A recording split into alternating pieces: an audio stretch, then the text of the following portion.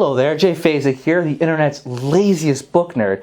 In fact, I'm so lazy, I have my entire script on this phone, and I listen to audiobooks. You let strangers read to you? Why, yes I do, Charles. Ew. Oh, okay, I see how it is. Okay, what do you use then, eh? I use holograms because I have money. And you don't. Speaking about money, The Great Gatsby by Fitzgerald is a book about the American dream.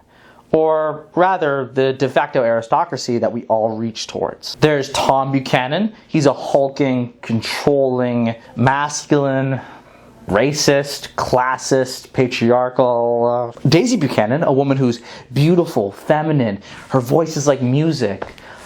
She's vapid. Or maybe not. Jordan Baker, a dishonest golfer and manipulator. And then there's Great Gatsby. Oh, Gatsby, my Gatsby. I'm not going to mince words here. I hate most of the characters in this book. Tom and Daisy are rich, but they constantly complain.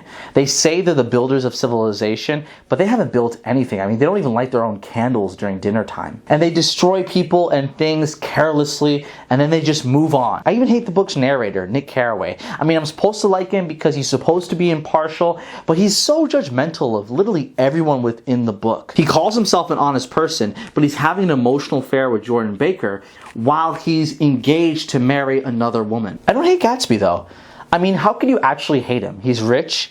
He throws extravagant parties. He invites everyone to his mansion. I mean, it's a show. Sure, it's just bootlegger new money, but you know, money's still money, right? Old money is better though. Gatsby doesn't drink at his parties. In fact, he doesn't even party at his parties. He just uses parties as a way to get closer to Daisy Buchanan. Gatsby loves Daisy because years ago they met at the debutante ball. He was a soldier and she was a debutante, and they met each other and they made love that day. A poor man in a soldier's uniform is still a poor man. Before Gatsby was sent off to war, he made Daisy promise that she'd wait for him.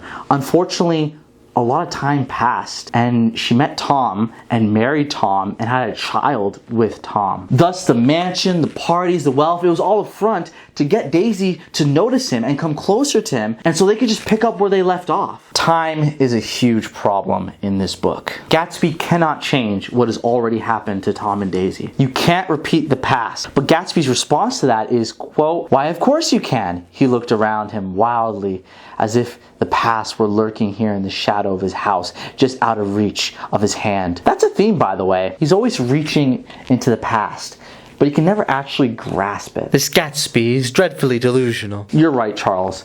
Gatsby is delusional. But you know what else is delusional?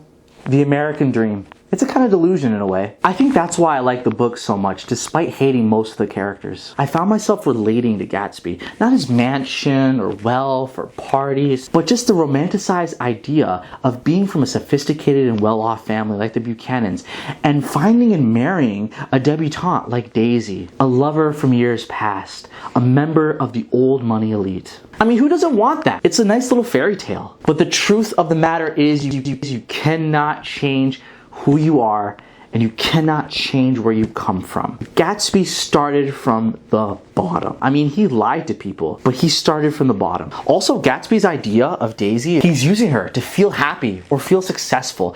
But really, if you can't find success in yourself, you're not gonna find that in another person. I mean, that's just what I believe in, man. That's how my mama raised me. Let me quote you someone from the YouTube comment section of the audiobook. This is in response to half a chapter of Gatsby verbally and physically dueling Tom Buchanan, right? For Daisy's quivering hand. Bro, Gatsby, my man, okay, listen, she's just a person. I get that you love her and all, but she's still a human, okay? Not a goddess, alright? She ain't magic. She's got flaws, okay?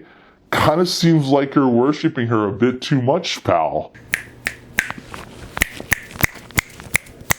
I, for one, believe that Daisy deserves to be objectified. She's just so shy. She can't make up her mind. Tom or Jerry? A common question asked in high school classes is Gatsby great?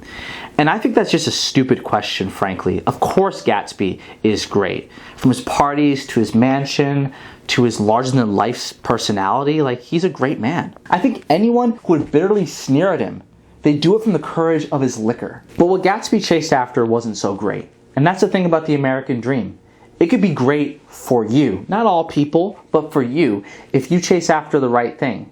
But if you chase after the wrong thing, you might die. I'm giving The Great Gatsby a 5 out of 10. classic out of 10.